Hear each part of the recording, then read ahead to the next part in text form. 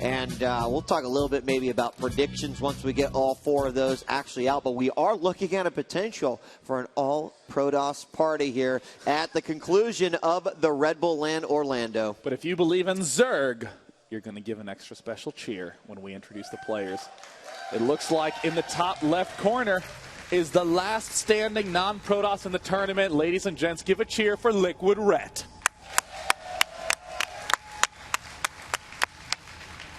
And, of course, in the northeast position, trying to boost the confidence of Protosses across the world while still maintaining that they are not completely overpowered. Give it up for StarTale parting.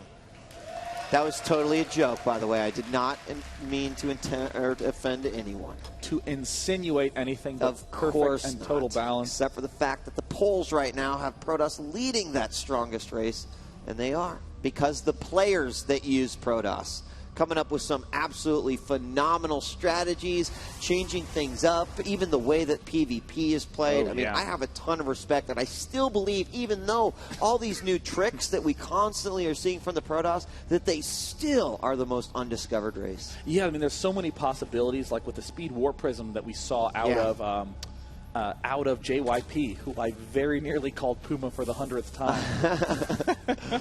I mean, like all that craziness with the warp and timings. Also, even if you think about how to describe Protoss generally, Zerg is the race that has cheap units that build quickly.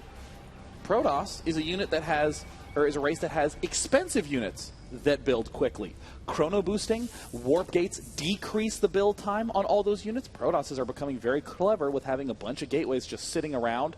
Oh, is it an attack coming? I can easily burn through a whole bunch of money, get up a bunch of powerful units instantly with that warp and timing.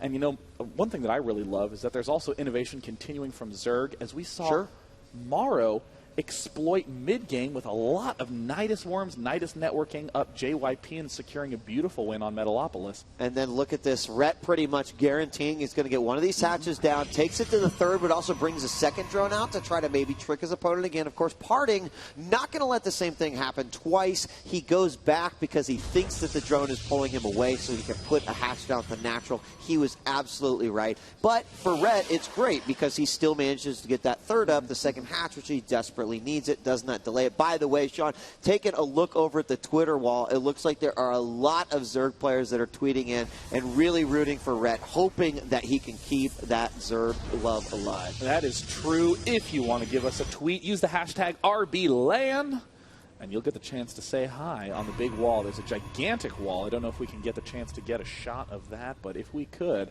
everyone would know that everyone here at the crowd, hello crowd, they all get to see what you say. Expansion now finishing up from parting, who went Nexus on 15, Forge on 15, Gateway on 16. Gateway on 16 is another way of saying, oh my god, I want my core really, really, really fast.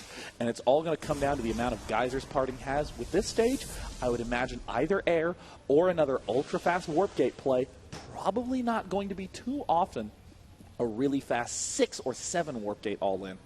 And parting has opened up pretty similar in all the matches. And, you know, we see a lot of players just know what their strengths are, and also just the ability to open up with something that's kind of generic, but then can branch off into hundreds of different possibilities. Hundreds maybe a little bit overstepping it, but many, many, many different possibilities. And right now we see the Overlord scouting, and oh, he's actually going to miss that Stargate going down. He may have seen that probe scoot over. Likely he didn't get that exact detail, but the Stargate is in a position, actually, is in a position where if a Ling just kind of ran up this ramp, he would be able to see it. Well, it looks like Ret getting 6 Zerglings instead of 4 may very well make that decision. He wants to poke at the front, seeing if the Forge is researching, seeing if there is a Zealot there, seeing if there's a Sentry there. All key pieces of information. Double Stargate going down. And great coordination on the surprise by us, Marcus. Whoop, whoop. Yeah. Looks like he is indeed going to be going for the double Stargate play, and this is going to be interesting because he's going to get the first Void Ray out, or is he actually going to be going Phoenix? He's looking a little bit low on the cash. I mean, you get your Cybernetics core up so early, you have to be careful that you're not too broke, and it looks like indeed he goes for the Void Ray, but he ended up getting it just about 10 seconds too late, so he maybe could have even delayed that gateway till 17 food instead of 16. The drone count already about 10 ahead of his opponent, which is where he wants to start to get to, higher and higher.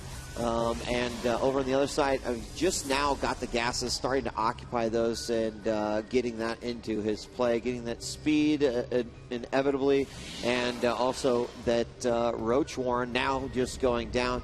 But I still feel like one thing we've been kind of missing, and here we go, the Lings. I was going to say, we have not seen the Lings really scout out to the front, but they just sprung to action. Let's see what they see at the front as they're going to peek forward. And one he Stargate, sees one. And he sees, did he see it? Did he see it? Did he see it? He did. He sees the double Stargate. He's going to know. Rhett knows what's up.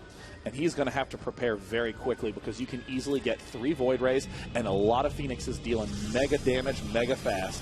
Yeah, in fact, there we have Void Ray 1 is out. Void Ray 2 is on the way, and like you mentioned, the Phoenixes are going to be right behind that as well. Already taking out one of the Overlords. Lair on the way now for Rhett, about a quarter of the way completed. And Overlord's also scouting the bottom half of the base. More Queens coming out because, again, at this point, it's going to become ultra important that he also has that solid creep spread to be able to navigate and maneuver those units that he'll need to be able to defend. But gosh, 3 Voids coming over. This is going to be so nasty. He's got to build a lot of spores if he wants to be able to withstand this push. This is coming very quickly. We're only at 9 minutes, and there are still a lot of gateway units coming in. I don't know if Rhett actually saw that there were that many Void Raids out that early. I mean, Parting pretty much committed absolutely everything to this push, and there is the huge swell of plenty and plenty of Spore Crawlers being thrown down, and I have no idea if Rhett's going to be able to withstand this amount of pressure with these close-by air positions. You know, it is a little bit of a bummer considering that those Lings were in front or just kind of in the middle of the map for quite some time, well after the Stargates were done, and you can just see the amount of damage that this is doing as Queen's single file line into the main without this creep spread. They're just getting picked up and immediately demolished. But, I mean, one of the Void Rays did fall. If he ends up picking off all the Void Rays, Parting's got to be careful. He's got to be careful. It looks like he does manage to pull away at the last second. We have 21 drones in production for Rhett. If Rhett can hold this off, Parting has almost no infrastructure. He has committed so much to this attack. Parting actually a little shaky there, getting supply blocked as Rhett is barely managing to defend this. And it looks like the Queen pops out, gets lifted up. There's another Spore Crawler dealing some nice damage. It would be great to even pick off some Phoenixes here, but is Rhett really going to pull this off? That would be an uncanny defense. He's really trying to, and I'm a bit surprised that Parting didn't have a little bit more attention focused onto those Void Rays, because that was really where a lot of that damage was going to come from. The Phoenix is doing a great job on the lifts, but not really paying attention to those spores. There's only the one Void Ray left. He forgot Warp Gate upgrade. Oh my gosh. Oh wow. So that means no gateways to come out of here. But, of course, Rhett doesn't know that. That is absolutely true. And Rhett going for Ventral Sacks. Look like Rhett is going to respond with a very swift answer from a big drop in the main. Could work out great for him. Meanwhile, the Phoenix is dealing plenty of damage with those lifts in the back. And, oh, no, the spawning pool. Rhett, the spawning pool is taking a lot of damage. It is. It is. He's got to get that Queen over there. Finally, it does. It's going to focus down on the Queen, but he'll be able to one-on-one this Void Ray. No problem. Void Ray going to get back into position. It goes down. Rhett managing to get the money snag on that. Does he actually have the Overlord speed upgrade? He does have it done. What is Parting going to do? Parting looks like he has virtually no ground units. It's 8 Phoenixes. The series is tied 1-1. Rhett could pull an absolute miracle getting out a huge swell of Hydras, just forcing back. I mean, if he even attacks just the front, Marcus, there's really nothing that Parting can do about it. Yeah, I mean, the only thing that he's really got to worry about is the potential that these Phoenix follows the large swell of Overlords that be going over, and he's got to be careful. He does not want to get lift and lose any of these Hydras, because every single one will be crucial. Warp Gate is done now, and look at the amount that he's got here. If he does load up and Parting has no idea that this is coming, this could be just absolutely deadly. But where are the Overlords? Where are all the transports? Here we go. They're starting to move in, getting into position. Uh-oh. The Observer's there, Sean. The Observer notices, but that's okay. Rhett still has such a powerful unit advantage. I mean, even as you look, there's only Phoenixes and Sentries right now, and Parting trying to take a third base, and Rhett is just going to do a big shove at the front, it looks like. Yeah, I think he definitely knows that if moving forward and then making the decision to load up and going into the opponent's face is probably the best thing to do.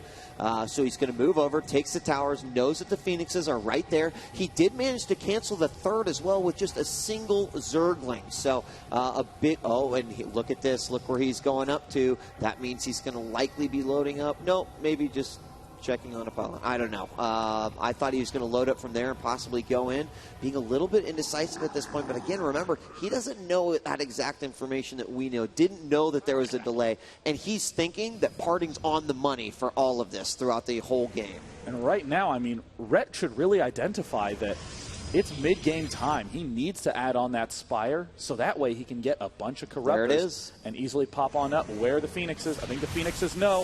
I think they know one Phoenix goes down. There's a good amount of defense at the front. How is Rhett going to approach this situation? Is he actually going to try to push onto that high ground? Is he going to try to force all these units back up? He's going for it. He is going for it. Oh, my goodness. It looks like he is trying to get all these units out of position. He's going to head up to the top ramp. He needs to try to pull back. Is he actually going to go for it? No, it looks like Rhett's better decision-making gets the best of him, and he does pull back, picking off a couple of Phoenixes. If he can continue to get those Phoenix counts nice and low, all he needs to do is unload one set of roaches up in that main and start ripping everything apart. Oh, but he's got to be careful. The Colossus numbers are beginning to increase in size. He's got more coming.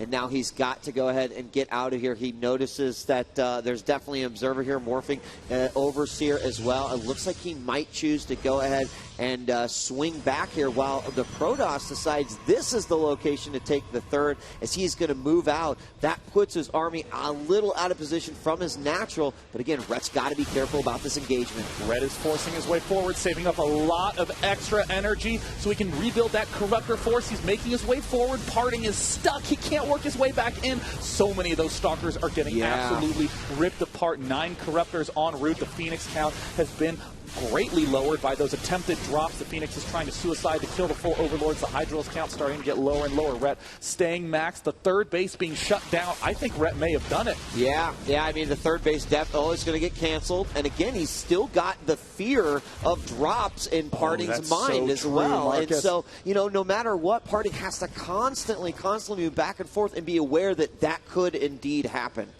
And now it looks like Parting's starting to step his way forward, realizing that he might be in a little bit of a dicey position. And now Rhett decides this might be the time. He's getting the Corruptors in position. 9 Corruptors on the map right now. And Parting in a very awkward position. Rhett is going to swing around from the wide flank. The Colossus go up onto the high ground. That means the Corruptors will easily be able to focus these guys down. Then he'll move his army into position. He's basically cut off the Protoss force from the natural. He can still load up. All the Colossus about ready to fall. And I think Rhett's going to pull up GG! Rhett keeps the hope of Zerg alive and the hope of foreigners alive. I mean, Parting, the player who got the bye in the first round to play against Rhett. Rhett, who's been training Zerg versus Protoss mostly in this tournament. We saw in his challenge so focused on the late game again and again and again. It was that mid game that kept him so scared and kept him so out of position. And in those games, he really showed. He just kept his head cool and controlled the games nicely. And, of course, we can play the what-if game, but Parting with a couple of big mistakes there. The first one, the Void Ray control. I really felt like there was just one spore and a single queen inside the main when 2 Phoenixes and 3 Void Rays showed up. Yeah. You'd think that's game over at that point. But the Void Rays just kind of left there as another one completed, and Rhett put up I think 5 or 6 spore crawlers. So that helped him out. And then, as you pointed out, just missing that warp gate, that certainly put him back quite a bit.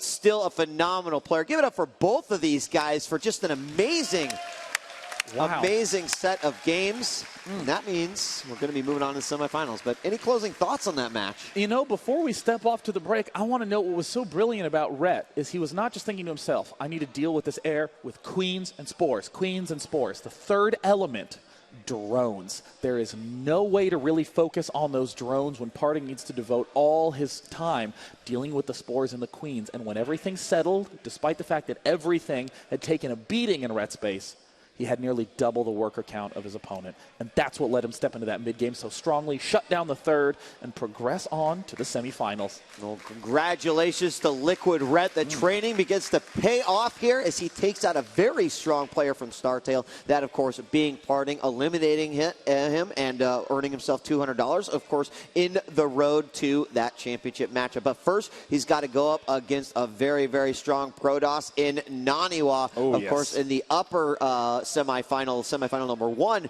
we've got JYP versus Sase, which will be equally an entertaining game. I'm very excited. Now, when we head off to our break, I want to let you know it's not just going to be a "we'll be back soon" or a bracket screen. We have prepared a little bit of video that should relate to pretty much anyone who's ever played StarCraft, the highs and lows of competitive gaming as told by our 4 focus players.